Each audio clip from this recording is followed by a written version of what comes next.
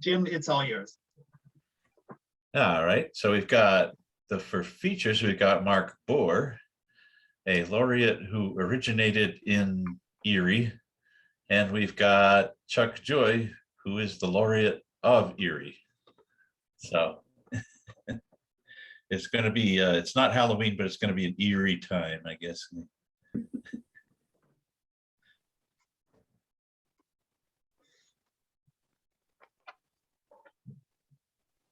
So I guess that's, get that underway.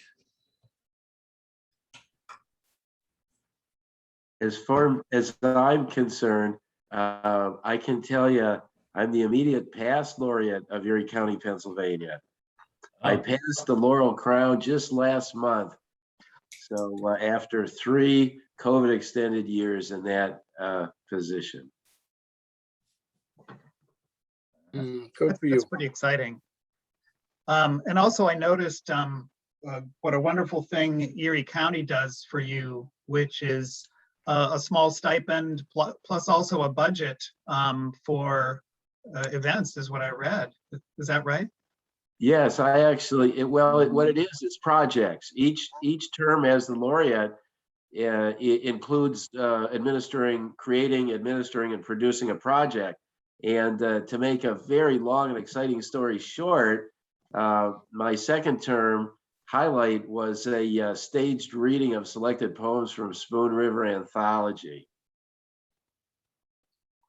If that speaks to anybody, that was a riot, and I'm sorry you all missed it because the cast was terrific. We had a very diverse cast, and those poems, they all hit home, and it was a terrific thing. Right on the big blonde stage at the Erie County Public Library. That's great. All right. Well, I guess I'll start, and I have so I put a theme out there tonight, and the theme is what the world needs now, what motivates you to write a poem. But before I started, I wanted to start with a quote from Robert Frost. And so since I'm on the Robert Frost board and I was invited to be a feature by the board, which was really nice. So I have 2 quotes from Robert Frost. One is my favorite one that I've used in one of my books as an opening. A poem begins as a lump in the throat, a homesickness, a love sickness. And then I found another one that's in the same vein. I dwell with a strangely aching heart in that vanished abode there far apart. But that's okay, that's where all my friends are. All right, that last sentence was not in the original quote, okay? Oh. That's from the collection at the corner of Down and Out. I added the second sentence because when I read that line, I dwell with a strangely aching heart in that vanished abode there far apart.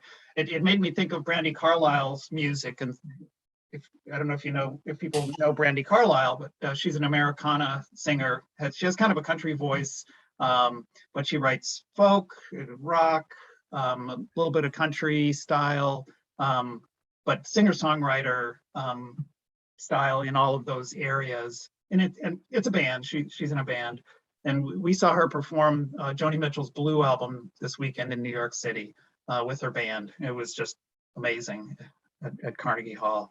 And so what made me think when I read this line was that Brandi Carlile's lyrics take you out to the edge, somewhere out to the ledge. And when she does that with her songs, you realize that's where everyone is.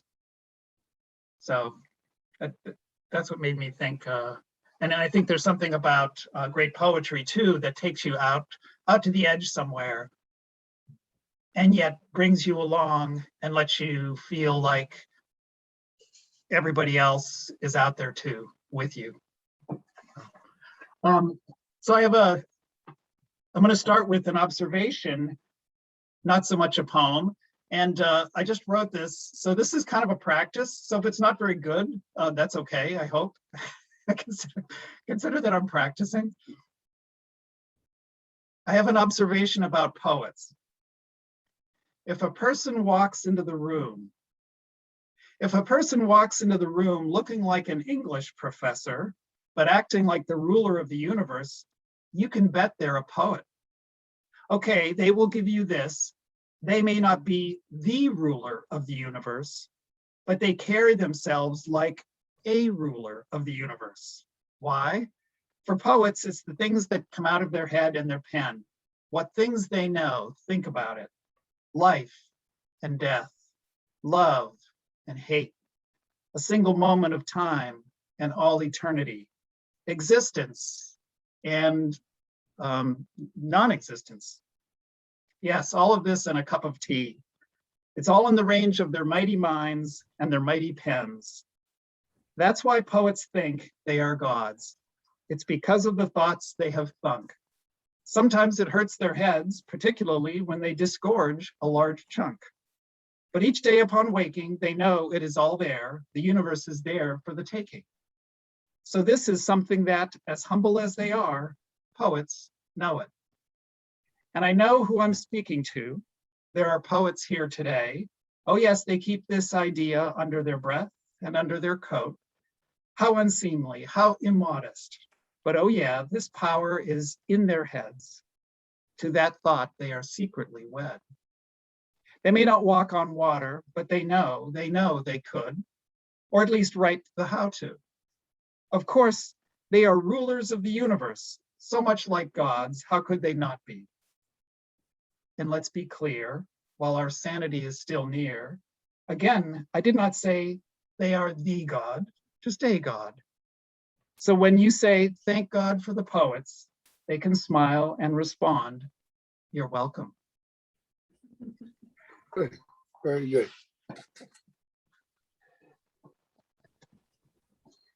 Very good, Mark. And thanks. So then I said, okay, I'm going to write a poem today. And all this weekend, my wife Debbie and I, we were very busy in New York City. And so I didn't have time to write, but I had thoughts swirling around in my head and on this theme, and here they are. So I have a poem on tonight's theme with some help from another poet, and you may pick up those lines as the poem goes on. What the world needs now, fresh from the oven this hour, what has the power? What corrects an error? What tells the truth? What tells a sorrow? What tells a beauty? What speaks a vision? What speaks with an ache? The neon white pen of your writing creates letters in the blue-black darkness of the night sky. Letters appear as an afterimage in your eyes, hot white on the cool blue-black spaces in your eyes, appearing and disappearing as you write, as you speak. There are poems still out there, written, but still swirling in the collective unconscious, still out there with something to say, swirling in the dark spaces of the night sky, in the spaces of the night. Some people, they like to go out dancing. Other people's, they have to work.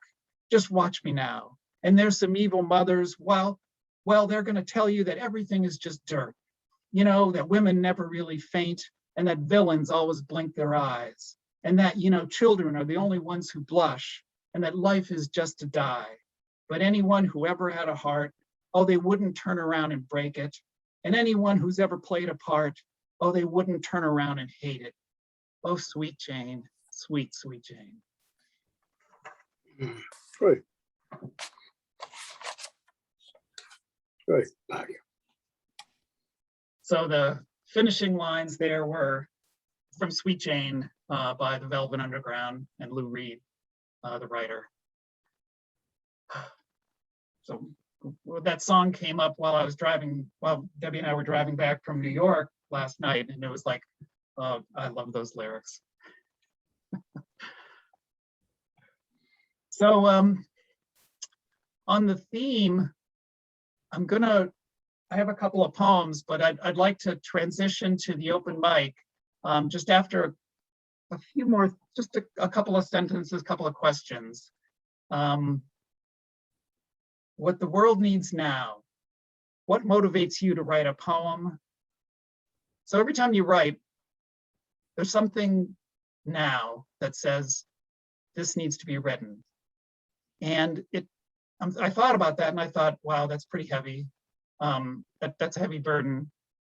But it doesn't say what the poem needs. It can be a heavy poem, it can be a light poem, it can be fun, it can be a serious one like about today's news, like the ones that Harry Durso seems to so effortlessly come up with. Thank you. So I was thinking about, when we write poems, what needs to be brought into the world? What makes the world a better place? What makes the world a more real place? And it made me think about what poets say that and maybe this applies to the really good poems, that they don't actually write anything. They just write it down,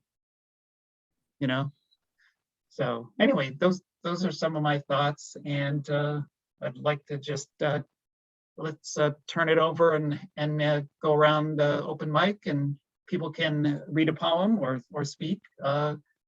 So do I see a hand? Barry, you want to start? Yeah. Yes, Mark. Very good.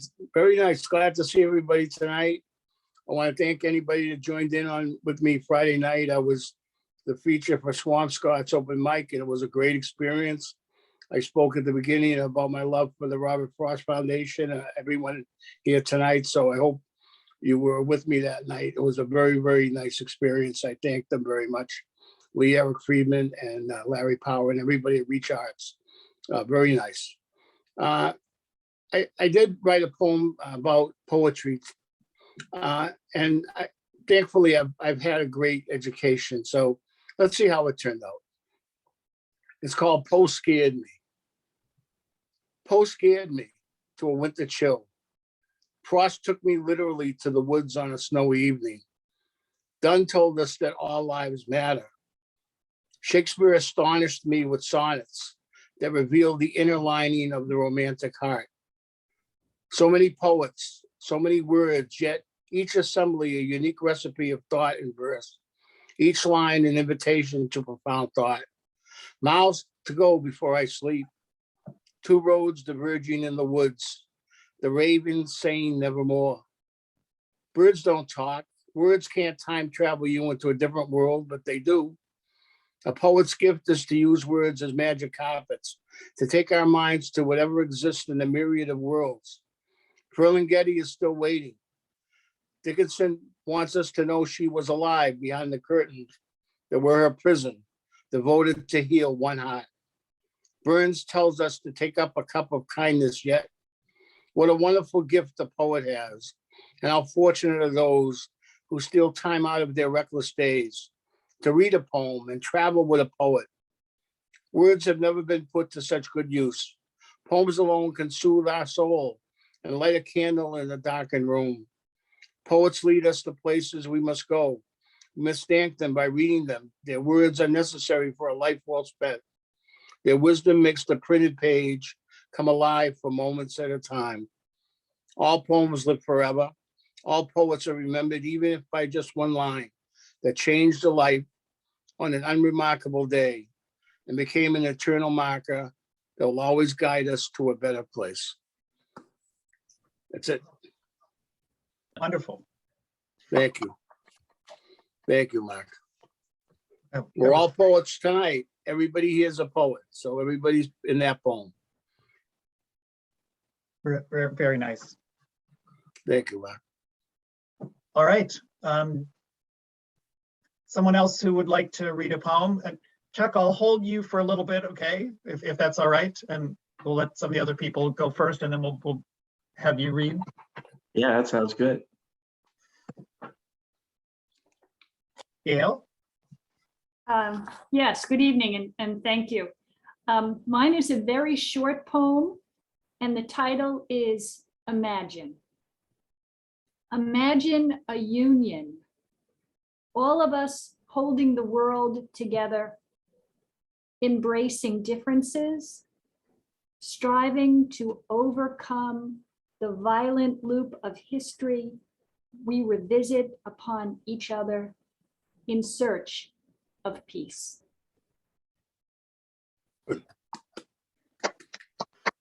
Very nice. Thank you. Thanks. Beautiful. Great, Gail. All right, do we have someone else who would like to read?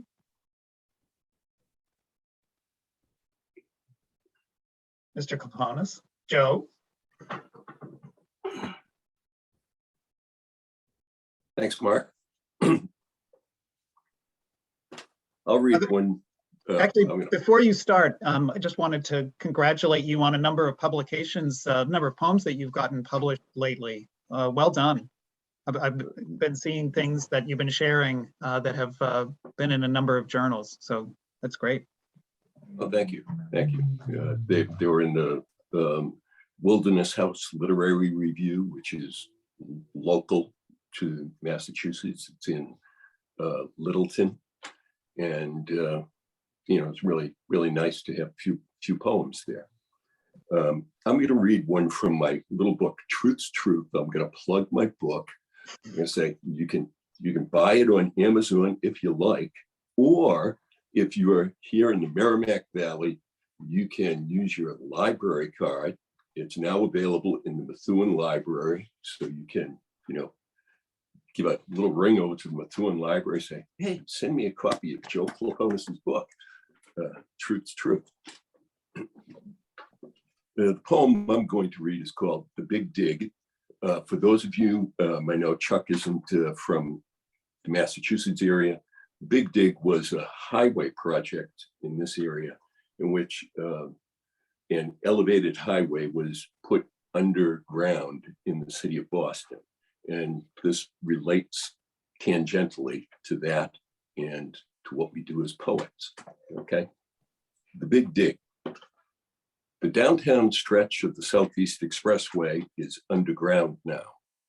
The North End and downtown, financial district, and waterfront are connected, yet separated by the expanse of the Rose Kennedy Walkway. Of course, the older neighborhoods, South Boston and Roxbury, Dorchester and its other half, are still cleaved by the ironwork and asphalt road of commerce that was to keep the hub the hub. What this road and its history say about us, our changing hopes and desires, is perhaps the work of historians or archaeologists who dig deeper still. For poets can only tell the truth of images created by words, elusive and shifting like the shadow of day before night, or the sound of sound rising at dawn's half light. Wow, Good, Joe. Thank you. that's great. Thank you. Thank you. Great, Joe. All right, do I see another hand? Jimmy the K, Dr. Knowles. Yeah, I sort of, I racked up 4. I'm going to have to quickly decide. Scenes and scenarios, I guess. There. Leaving London. This isn't what I did. It's just some movie that We know I'm at the end of this chapter, remembering her lips just now. A face almost dawns as the shades open. I leave the face still, leave it dreaming. The door lets me go, closes. I hurry into a brief solitude, slumping in the stairwell. Nothing is quite yet past. I carry on to the lobby. I open the brass door and the taxi door as a clock clicks 7. A brief echo of a body shivering on my body. I'm a diver at the wreck of a memory. Then the car door bumps shut, and in this frowsy chariot, I am arcing over a bridge in a city split by a river, on a clear day, in a garden of noises blooming into the dawn, filling in around the shiny ruby center, the ancient river. Then I gate it all out with a rolled up window. I imagine she enters the kitchenette of the flat. I'm going back to a prairie land where only the wind whistles, plays tunes on the barbs along the long wire fences. She fries an egg, drops a toast, listens to the coffee dripping while I stand on the beaten airport carpet, ticket in hand. She sets out the stainless while I shuffle into the big tin bird that knows just how to reach across an ocean, over the beaches and mills and roads and fields, into another life. Good. Oh, holy cow. The beginning of a movie. You know, I love when you create an unexpected accumulation of words in a phrase. For example, one that comes to mind is diver at a wreck of memory. Yeah. That's like such a perfect prompt. All of us could go intergalactic with that one. So thank you. You're sort of haunted, by things. Yeah. Good. It's great. Yeah, that was excellent. I love the voice. Yeah.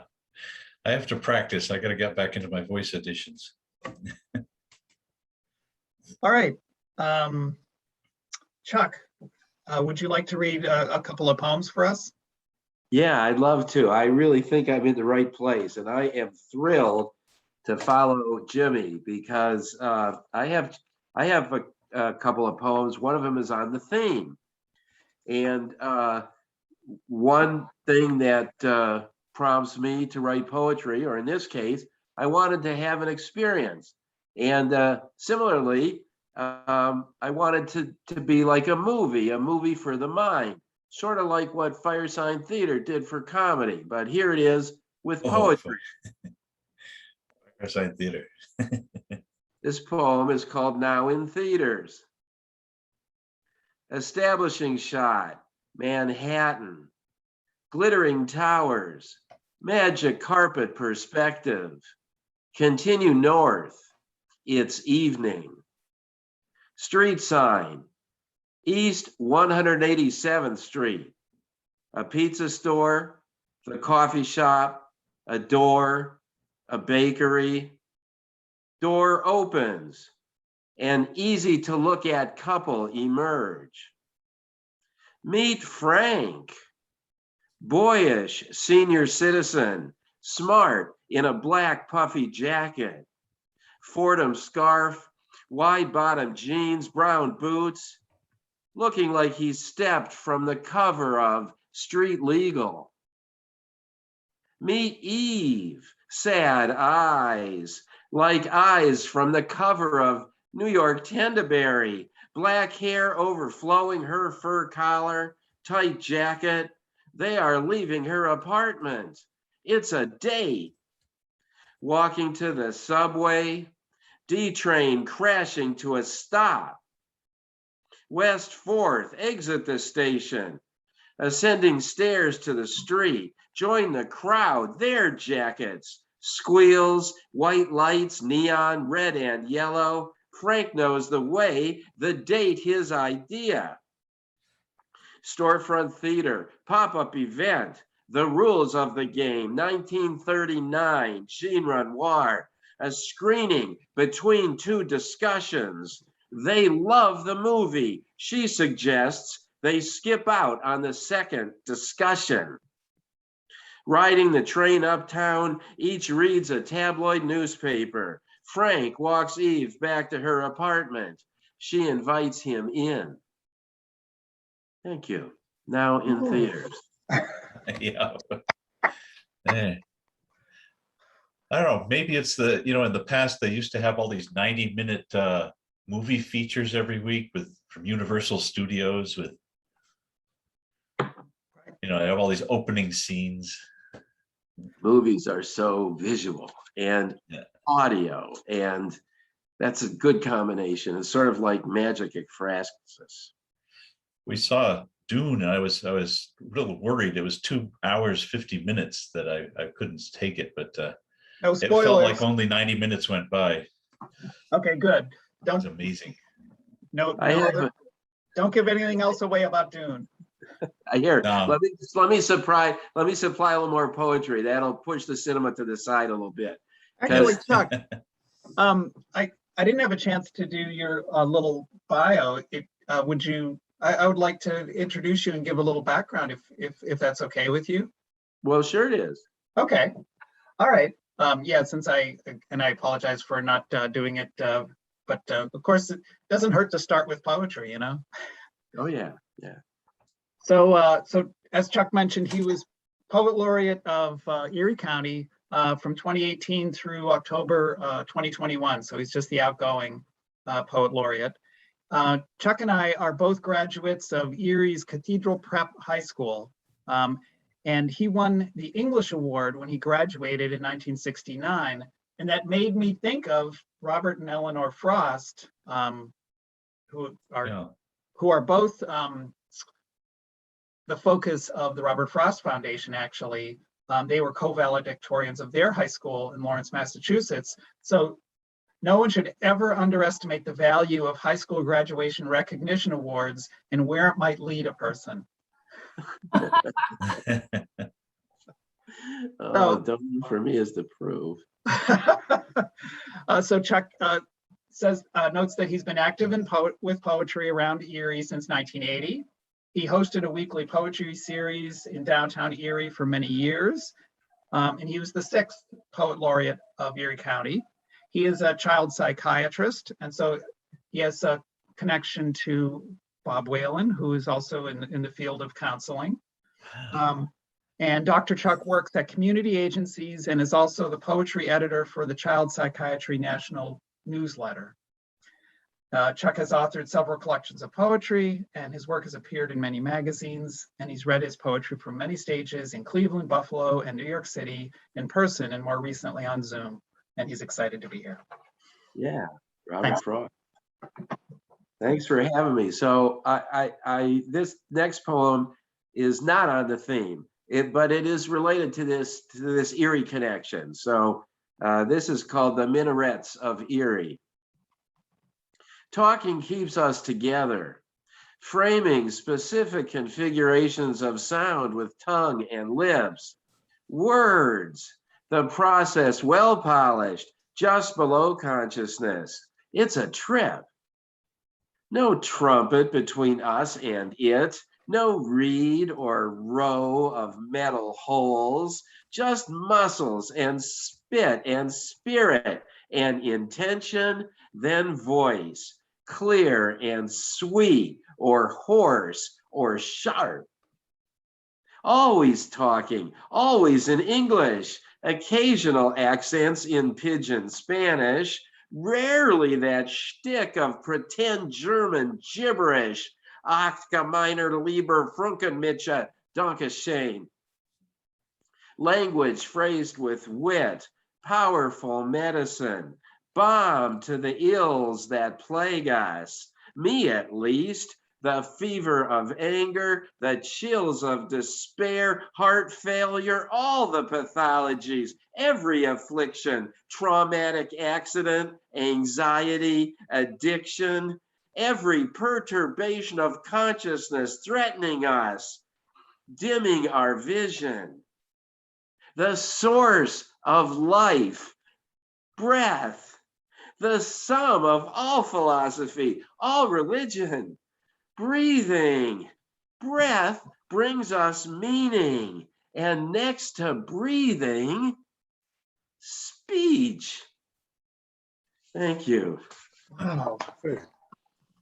The Minarets of Erie. Yeah, thank you. Thanks for having me. This is great. I feel Wow. like I'm in the right place. Yeah, it's like I can visualize you reading that from the minaret. Really? Okay, well, I'll meet you on the Minaret next time you're in Erie. Be sure you call ahead. Wow. All right. Do we have another hand of someone who would like to share a poem? Debbie? Debbie and then Bob. Got to unmute. There we go. There. Can you hear me? Yeah. Okay, good. So just, I mean, you asked what motivates for us to write poetry. And I don't write a lot of poetry. I don't read much of my poetry, but I guess it's really, when I think about it, it's anything I feel passionate about or love. So a passion or a love. And I think even protest poems are really about what we love and what we care about. And, you know, other things, a snippet from a song might spur something, or a memory or a photograph can make you think of some poetry. So I'll read this one poem that I wrote this past summer. And it's called Summertime Blues and Greens. Quarantined campfire songs turning to concerts on the green and under tents, under stars and our swell moon rising. We rise, standing to dance. We are dancing the ancient boho dance in the eye of the hurricane. Our feet touch the ground again, and with grounding, we are forever changed. And too, these seasons change. Round and around they will go.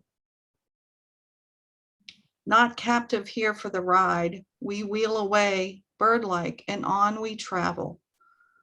And stay out late in the humid air with the fireflies and lightning bugs. Same thing, right? Darn right, luminescence rising. That bluey greeny, very good for the brain light. That light that glows illuminates us, ignites joy and wonder. All is right here. All is good here. Summer holds us sway. The blue of sky and water lightens us. We take wing. The grounding, hissing of summer, green of flora keeps us firmly here. All is right here. All is good here. We don't know where we will be tomorrow. We are here today in this bluey, greeny summer. That's it. Yeah. Good. Good, Debbie. Thank you. I love that poem. Yeah, Very good. very nice. Good phrase coining in there too. So, Yeah. Blue and green are magic colors in jazz. They bring music. Thanks. Right. There's a lot of music influence in some of those words, and Right. favorite musicians and yeah. well, I remember Cesar Sanchez Vera saying, well, you can't really translate it because green means different things in Spanish. And I'm like, well, English is a language of thieves. Just use it, and it'll define itself within your poem, whatever you want to do. You make your own language. Mm. Language of thieves. Love and theft. Bob Whelan. Good evening. Good, Rob. I have a sonnet here worthy of a greeting card. When time is just an empty pocket, you understand true poverty. And every time you see a clock, it reminds you of what will never be. Seashells and worn driftwood, remnants on a winter beach, all the things you thought you could linger there just out of reach. Closed curtains in a barren room, an ancient life enclosed in amber, where love is a forgotten tomb, deep within, heart's vacant chamber. Silence is a wind that's pondering. Words are lost and wandering. Wow, Nice. beautiful. Nice, Bob. Thank you. Good. All right. I have another poem to read. And this one is, it's kind of on the theme of inspiration coming from sound in poetry. So like translating from sounds into words. And you know, they say you're not supposed to like do too much of an intro for the poem, let the poem stand on its own, but I'm going to intro it anyway. This poem has a whole bunch of ing words in it because it's about bells ringing. And so I worked at including as many words that end in ing to pick up that sound everywhere as I could in the poem. So you can listen for that. And this is another one of the poems that came from walking the dogs. And we have a beautiful church in the center of town, the New England White Church with a Paul Revere bell that rings on the hour and keeps the hours very nicely. They have it on the clock. So you hear, you know, in the morning, you know, you hear 6 bells, 7 bells, 8 bells, same in the evening.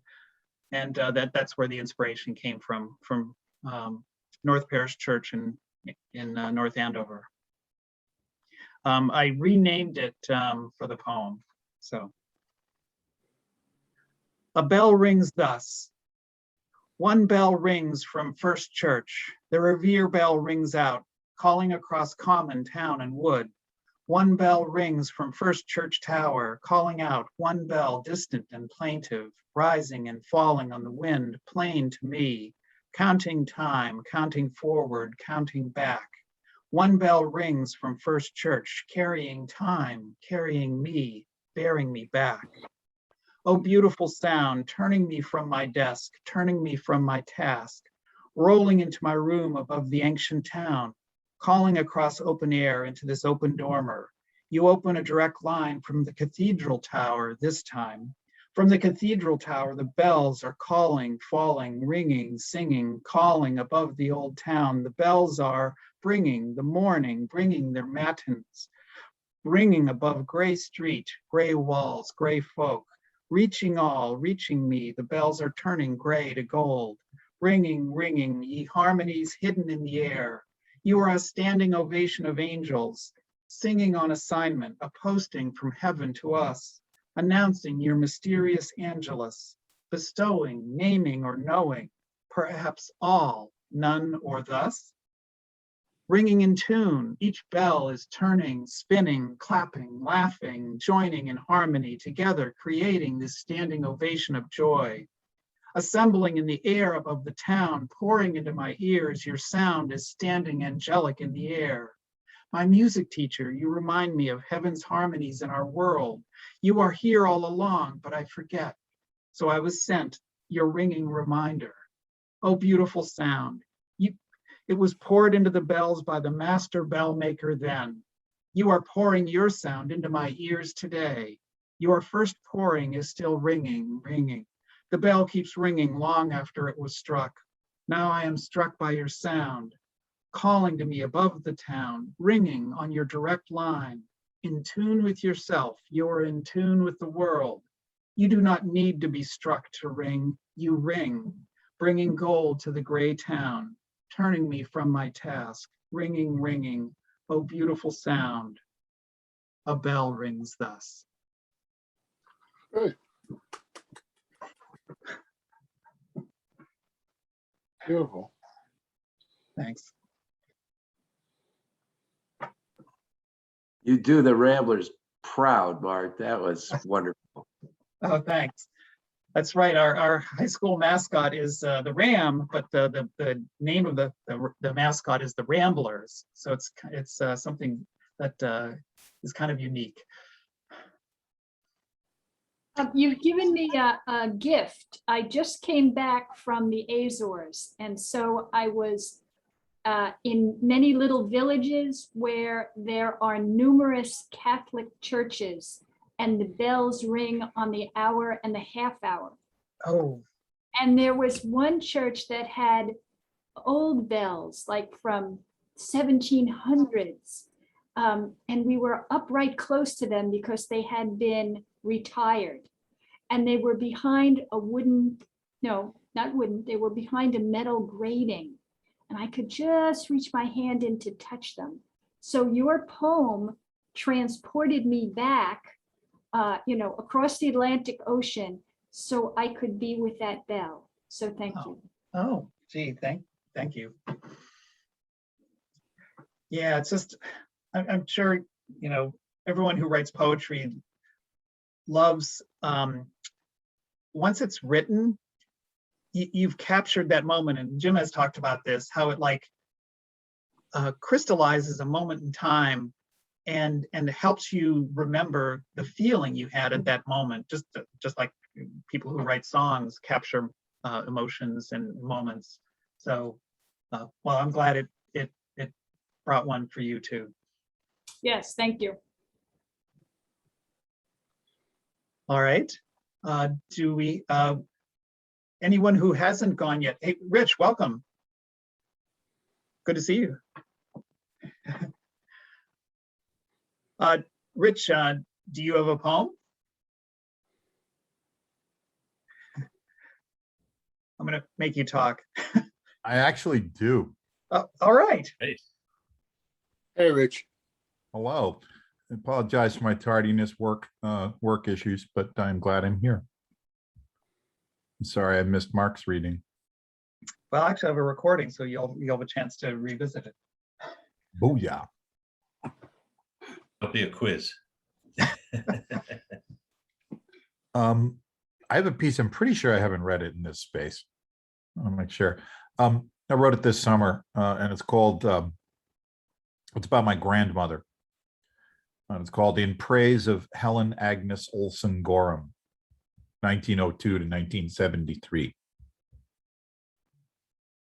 My grandmother Helen's hands stacked canned goods in the unheated pantry at 239 Burbank Avenue on Staten Island. The Great Depression taught her to make sure her family or a neighbor would never go without.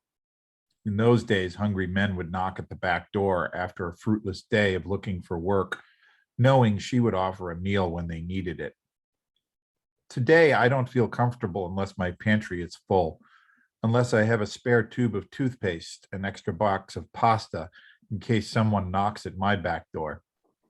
My grandmother Helen lives in my house in ways I do not fully understand. Wow, good, Nice. Oh, nice. great finish. Very nice, Rich. Thank Yeah, you. that was just like that quote from Frost quote from last week, last month that I had found. Anyone could start a poem. It takes a poet to know how to finish a poem.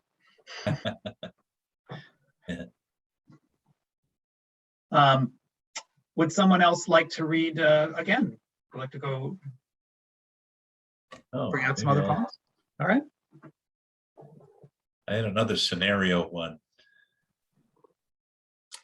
So I just go through old things and edit them. It's great. There's so many old things. So I was just imagining, what is this, 12 years ago? But I never was there. So anyway, spring sun in Ukraine. A sleepy passenger, I listened my way across the silence at the train stop. Listened over to the thin, reedy voice of an old man slipping over the waning snow, speaking folk songs to a swollen river, spread unevenly over many miles of tundra, against vast lands of wolves, shrubs, and potatoes, where the people hope and save for a polished granite tombstone with a memorable inscription from an eloquent cousin. That is their retirement plan. But there she was, smug with a mug, a smoldering coal, bracing herself on the rail between cars, thin Egyptian cigarette in her teeth, auburn hair, gold spots flashing in the wind, a defiant leather jacket and corduroy skirt, thick leotards with hefty reindeer cavorting on the calves, brown on white with a strange luminous confidence. I thought, I've got to get to the rail before the ash winks out to that strange beacon of flavor, to make small talk, to listen for things artistic and as large as this land, just to visit, for I have seen the spring sun. Good job. Another movie starts. Excellent. Wonderful. Well, we have, it's always good to come and listen. No one has to read, but we do have a few people who haven't read, and I don't want to put them on the spot, so I won't name them. But if anyone who hasn't read would like to read, all right, I just put you all on the spot. We like people who curate, people Yeah. who find things they like and read them. Mr. Fink, do you have a poem? Mark will faint dead away if I read a poem. No, I won't. I want you to read a poem. I'm a listener, not a poet. Oh, come on. But I've been listening to all of your poems this evening, and I find myself thinking deeply about the book I'm reading at the moment. And this book is a combination of sociology and biology. It's called Sapiens, by an author Harari from Israel, and it's been a New York Times bestseller, but it's looking about the history of our species, trying to fit all the different facets of life together. And I found myself listening to your poems and thinking of all the facets of life that he's been sharing.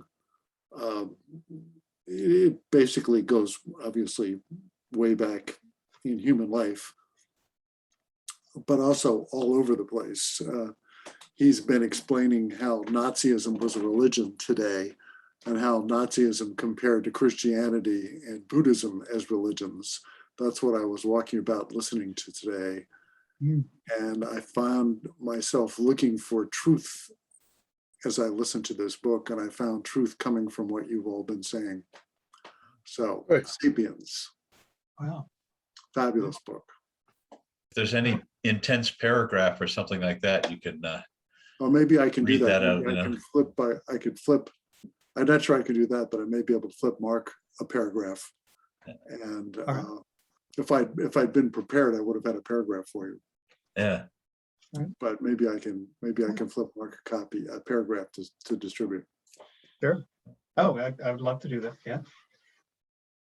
Chuck, do you have another poem you'd like to read? Yes, I do. I was hoping to have a chance to read 3, and I have a third one right here. This is kind of back to the theme. I had the opportunity to approach a podium or some sort of stage, maybe at Poets Hall, or maybe at the Erie Bookstore or Calamari's, maybe at the Erie Playhouse. I don't remember exactly, but I do think that it was the opportunity to the kind of to address a crowd through poetry that prompted this composition called People of Erie. People of Erie, always listening to jazz, wearing beach glass, quoting each other the tragically hip. No one denies you your uniqueness. No one suggests your bay resembles San Diego. Winter is too cold. Snow blowing curtains under streetlights, freezing darkness. You don't see that in San Diego. Your appearance, it's acceptable. We like portly burgers wearing barrels from suspenders. They're jolly partners, busty matrons with square faces. They're children, gunslingers in leather vests, or expert welders trailing sprays of sparks. The daughters wearing tennis shoes to work, texting messages, Ray, where to go for beer, probably the Plymouth. We appreciate your contribution, securing the border, taking your turns at the monitor, alert for surface ships attempting the passage from Canada. Who knows what for? No one brings what you bring to the table. Your unknown cousins stand at railings overlooking the Bay of Naples, staring into the self-same future. We wish you well. Thank you. People of Erie. You think I just write about Erie 2/3 of the time. It's not true. Flavorful. Talk about digging out old poems. It was such an opportunity to exploit this connection to Erie through this invitation and go back through the stacks and pick up some of those old feelings. Thanks again. Nice. Yeah. Can always say it better. Drives me crazy. They keep Word growing. here, word there. And I'm glad you looked back through poems that you wrote a while ago or hadn't read in a while. Like it sounds like, right? Well, it was to follow the track of Erie, Mark. Yeah. I just kind of looked for Erie, and they turned out to be have some years on them. Yeah, those two did. But the first one I finished yesterday. Oh, wow, that's great. Yeah, it was a wonderful opportunity. Yeah, to do something on such short notice means it's very timely. It had meaning, Right, right. and I was just eager to read, and there you were. Oh, that's great. Do we have another reader? Debbie, oh, I'm sorry. I got mixed up. Amita had messaged the group. So Amita and then Debbie. Okay, hi everyone. I'm not much of a writer, but I chose a poem that I like, so I'll read that. It's Do Not Stand at My Grave and Weep by Mary Elizabeth Fry. Do not stand at my grave and weep. I am not there. I do not sleep. I am 1,000 winds that blow. I am the diamond glint on snow. I am the sunlight on ripened grain. I am the gentle autumn rain. When you wake in the morning hush, I am the swift uplifting rush of quiet birds in circling flight. I am the soft starlight at night. Do not stand at my grave and weep. I am not there. I do not sleep. Do not stand at my grave and cry. I am not there. I did not die. Good job. Good. That's beautiful. I love that. I like that. Yeah. Very nice. Thanks. Yeah. Debbie. Yeah, I have one other one I'll read. It's very short. It's called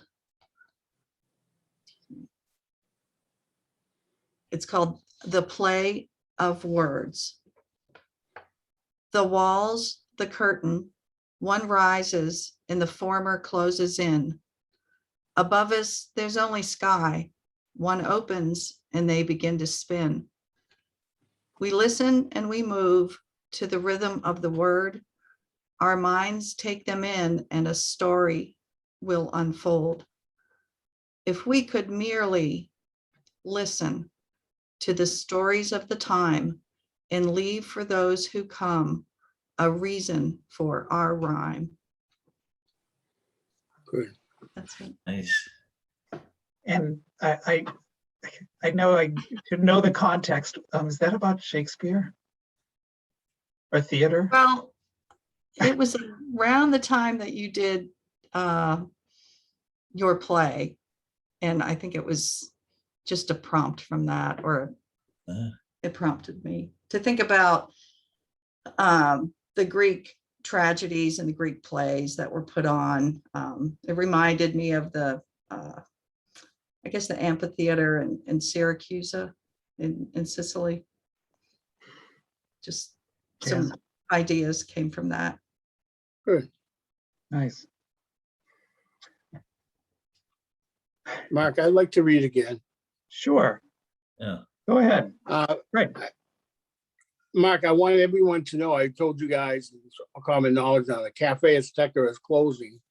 It's our home, we're base really, and so I want everybody to be aware. Hopefully they'll open again, but I was sad to see that happen because that place has so many great memories for us.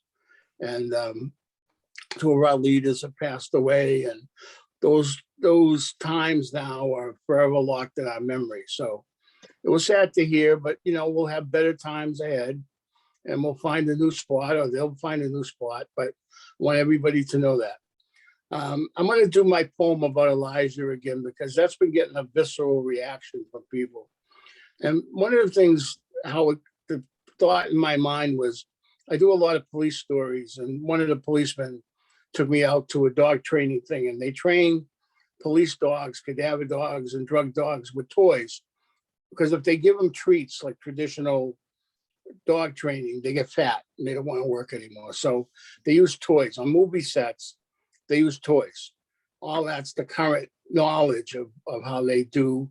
And all these dogs have to be rewarded when they find something. Even in the World Trade Center, they used to plant things so that the dog would find them and they could play. So they associated their job with play. So I thought of that. And when they mentioned this on TV, I had to write this poem about this innocent boy called Elijah Found. Elijah was missing 30 days. His body was found in a shallow grave in the woods by a cadaver dog who got rewarded by playing with a Frisbee for finding a dead body. An autopsy will tell us how he died, but I want to know how he lived. I want to know if he was in school yet and had a crush on the little girl at his table with a smile just like his. I want to know what he thought when he looked out the window on a snowy day. I want to know if he had lights on his sneakers or what his favorite pizza was. I want to know his favorite superhero, whether he liked ketchup on his fries. I want to know when the last time he was really hugged, or when he had a decent meal, or what if he felt like when he realized that the monsters he thought were under his bed were real.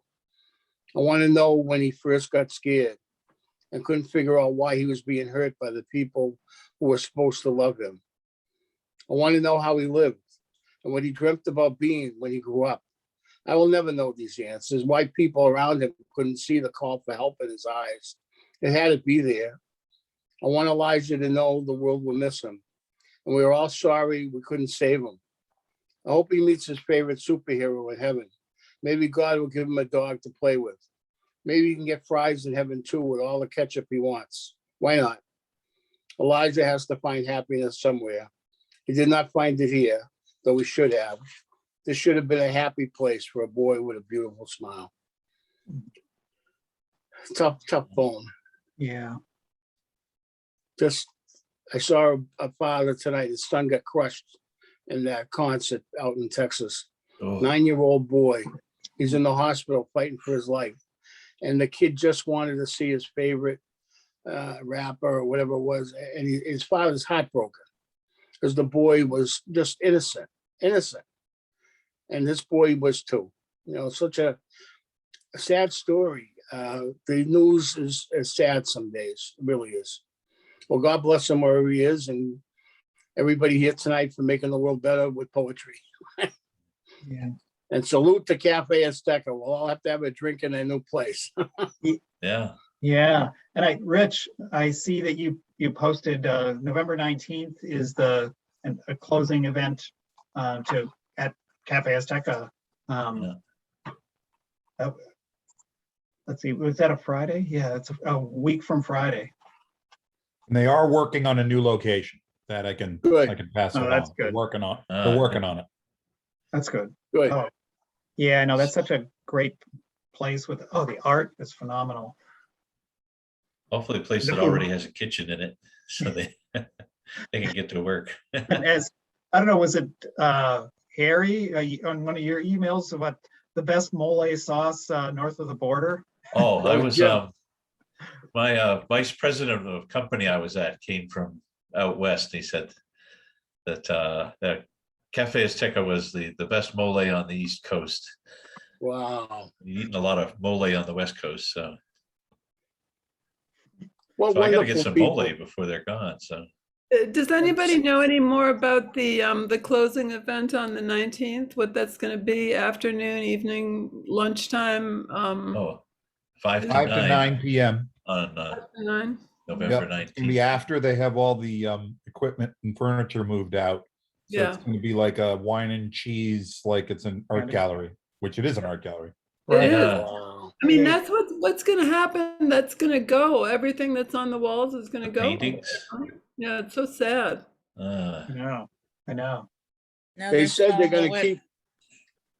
They said in a video they're gonna keep all the artwork. Oh, They good. put out a video on their webpage. They're gonna keep all the artwork. Oh, I don't good. know how they're gonna do that because a lot of it's a mural, but Right. yeah. they did say they were going to try to preserve the artwork. Great. And the video, I don't know who the man was that was talking, but he seemed pretty optimistic. So it's sort of mitigated my sadness, but I just associate that with all of us. I just associate that beautiful staff and us having those moments during all our hoots there. And what a wonderful experience it was and has been and will continue. We'll I mean, just it's continue. definitely a one of a kind sort of place, you know, and Yeah. it's hard to see Yeah. those go. I hope there'll be new ones springing up, but Oh, maybe Natalie, like don't worry, I'll pick you up and take you over there and get you home again. oh, hi. Yeah, maybe like but I just, you know, I think that there've been a lot of these sort of one of a kind places going. I mean, maybe that's just life. Maybe that happens all the time, but it seems to me it's happened more during the pandemic. Oh, It yeah. had around here like Russo's, Cafe Paradiso, Selena's, you know, the kind of the real sort of family places that people care about. They're unique. Yeah. So sometimes anyway. the business survives, but the landlord is trying to get more out of people, and then Well, what's going to go in there, Jim? I mean, come on, it's Common Street. What's going to go in there? I don't know. I don't think they're going to do well, whatever they are. But It's hard to park. It needed the uniqueness. The uniqueness of the restaurant is what drew people there. And they would experience the fear of going to Lawrence because the food was so good. It sort of was a very exciting event to go to Cafe Azteca. takes time But, to make a reputation there. Yeah. I mean, it was quite beautiful to be doing poetry and hearing mariachi music and people drinking. And, Yeah. you know, like one of the kids from Andover said, "Dee, this is great. I never thought I would be reading poetry in a saloon." Isn't that great? Oh, It was a great saloon. mm-mm. Well, let's I find know. the new place. Well, We'll take all our memories to the new place. That's all. yeah. Hey, maybe we can rip the walls off. That's what I want to do. Yeah. Getting some of those master restorers who could remove. I've watched a guy on YouTube. There's special adhesive, and then you have to shave the whole thing back and then put it on another. Oh, there's Gayle. Yeah. Beautiful photographs. Thank you. Who's showing the pictures? That's Oh, great. That Mark? that's me. Yeah, I just Yeah. went Thank into you. my archive and found all the Cafe Azteca pictures. That's great. Yeah. Thanks. I think I saw Mark's head from the back, Natalie. Yeah. Beautiful place. Yeah. Mm-mm. All right. Well, we need more murals. All right. So does someone have the need to read or both another poem? I just thought I'd have just a description of what poems are. You know, I always used to say that, you know, life is the chicken and poetry is like the gravy that burns on in the pan. But I thought another really what we come together for is these poems are little thought engines, you know, they're dynamic little thought engines that you're giving them to other people. Yeah. Right. I know. It's always good to make a poem your own, you know? And so actually that just along those lines, if anyone would like me to share a link to a poem you've read tonight, send me and I'll include it, you know, I'll post a poem if you'd like it to be shared. So Chuck, if you have any of these poems or one that you want to share that you read tonight, I can include it. I thought I'd send that out, you know, because one of the things that is beautiful about hearing poetry is that it's in the air, right? But then again, it's like after you hear it, you go, boy, I wish I could read it. So if you or anybody else has a link to a poem or the text of a poem, send it and I'll include it in an email to the group of people performing here tonight. Nice. That's great. Okay. I heard today that music is a shortcut and to emotion. And I think that we could easily say poetry is a shortcut to emotion also. Yeah, I like that a lot. very similar. I like to think that music is emotional choreography. You know, when you put it True. behind poetry, especially, it's, you know. Well, they have to go together. Yeah. They have to go together. Salt and pepper, music and poetry. I'm amazed at how long single lines of poetry last in our psyche. And we may not remember the whole poem, but we remember, I feel that way about Frost, especially. Yeah. I just, you know, I remembered this woman, a teacher at Andover High, a little room for special needs kids. And she put up a diorama of the road not taken. And she had a diorama that the kids made with snow and the woods and all this stuff. And she had the poem up on the wall. And I asked her, and she said, well, Harry, that's a poem about these students. That's what the poem is about. It's about the road not taken. It's about their road isn't taken. And, you know, it's like, I'm looking at her and I'm saying, just one line that this guy came up with, you know, this beautiful writer. And we think about it in different ways, not the same way as we grow older. I think of him in different ways every time I read his poem, different ways all the time. And that goes back to many of the great writers. I just get different feelings. And I revisit poems purposely on that to learn something new, because we're always changing. And it's an amazing thing to see something locked on that page. You know, some of Mark Shaw's poems and his books, some of his stuff is just, I think, is so profound. He wrote a poem about the bridges in Lowell. I mean, he used to cross-country ski to work at the Wayne building every day, cross-country on the ice in the canals. And he wrote a whole poem about the bridges. I mean, what the heck? You know? I mean, I don't know. Anything can be a topic, anything. Yeah. I just thought he was wonderful in that way. I don't know. I'm amazed at the idea of poetry being so long lasting. You know, my sister said, well, look at the Iliad and the Odyssey, look at Homer, look at the great lyrical poets. I mean, those are thousands of years old and we're still quoting them and using them and learning from them. And it's going to go on. I think that maybe the sensibility here is that it's a gentle and concise way of information. You know, a novel or a book or a story, a play, anything is really long, but a poem is kind of short and it sort of gets the point out. Quickly. In that way, you know, and so anyway, that's enough about me talking, but. No, That's like distilling whiskey and playing Jenga at the same time.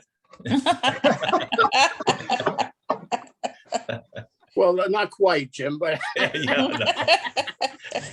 I get your message. I have to work on that a little bit. But. Yeah. Jim, the Jenga gets harder and harder with each whiskey, you know that. Yeah, but I don't it's more think you amazing the more notice. pieces you remove, the more words you take out. You know? I know that I have to find this quote, but Billy Collins talked about the words on the page and the space on the page work together. So it's not just the words, it's the words and the space, the space between the words as you speak, the breathing between. So I thought I'd close with a poster mural from Cafe Azteca, a few lines from a Pablo Neruda poem, if that's all right with everyone. Yeah. Yeah, very good. And here it is. And if each day falls inside each night, there exists a well where clarity is imprisoned. We need to sit on the rim of the well of darkness and fish for fallen light with patience. Ooh, Good. that's poetry.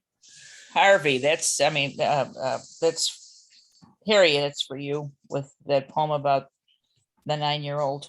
Yeah, fishing for light in the darkness. Yep. Yeah. Wow. Great night, Mark. Thanks, everyone. As usual. And thank you to our special open mic guest, Chuck Joy, for joining Nice from far job. away. Yes, very, very This is good. great. I feel very fortunate to have been here. Thanks. It was very nice to share this time with you. Yeah. Thank And you. Should be on Erie's Chamber of Commerce. Should be their PR person. I'll let them know. Thank Let them you. know. Philosophical group therapy. And I'm glad to make your friendship and looking forward to being in touch with other projects and ideas. And, when I get back into Erie, coming to find you and hear poetry, Yeah, I look forward to it, and I'll keep you all in mind when I'm in Massachusetts. I visit from time to time. If there's another state I go to besides New York or Ohio, it's Massachusetts. So Wonderful. to the future. Yeah. Yes, Yeah. yes. All right. Thanks, everybody. Thanks. Yeah. Thank you. Thank you, Mark. Good night, Natalie. Good night, everybody.